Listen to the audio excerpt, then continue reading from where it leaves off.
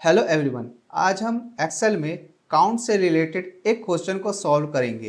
Question यह है कि मेरे पास एक रो डेटा है जो कि कॉलम नंबर ए से लेकर कॉलम नंबर एफ तक अवेलेबल है, जो कि नंबर फॉर्मेट में है विद डेसिमल वैल्यू के साथ और विदाउट डेसिमल वैल्यू के साथ। सो क्वेश्चन यह है कि मुझे डेसिमल वैल्यू को अलग काउंट करना है और विदाउट डेसिमल वैल्यू को अलग काउंट करना है with the help of formula. So basically मेरे पास एक डेटा है जो कि डेसिमल वैल्यू है और विदाउट डेसिमल वैल्यू है। सो इसे डिफाइन करने के लिए मैं मोड फंक्शन का यूज़ करूँगा। मोड फंक्शन बेसिकली करता क्या है, डिवाइजर के बेस पे उस वैल्यू को डिवाइड करेगा। अगर वो पूरी तरह से डिवाइड हो जाएगा तो उसकी वैल्यू 0 डिस्प्ले करके देगा।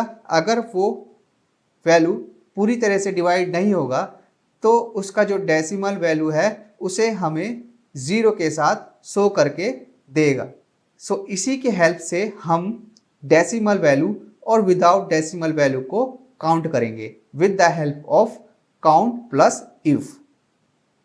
जैसे ही मैं equal to if function type करूंगा, लॉजिकल टेस्ट में मैं मोड फंक्शन का यूज करूंगा।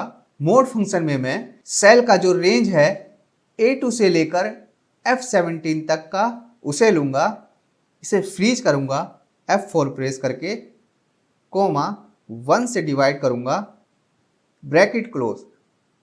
देन बेसिकली ये मोड फंक्शन इन सभी वैल्यू को 1 से डिवाइड करेगा।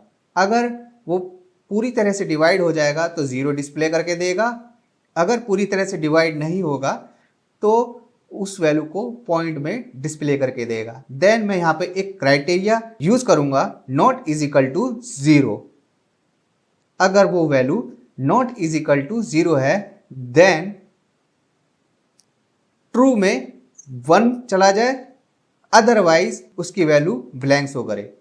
Bracket close, enter. यहां पर मैं इफ फंक्शन से पहले काउंट भी यूज करूंगा बिकॉज मुझे 1 जो वैल्यू है उसको काउंट भी करना है।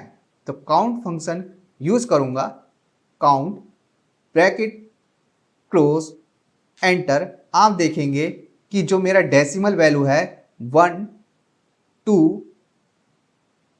3 4 5 6 काउंट करके दे रहा है, जो कि करेक्ट फॉर्म में है। सेम ही मैं यहाँ पे अगर कंट्रोल डी के साथ फंक्शन को ड्रैग एंड डाउन करके उसमें मैं नॉट इजिकल टू 2 की जगह इजिकल टू 0 कर दूंगा, देन वो मुझे नॉन डेसिमल वैल्यू को काउंट करके देगा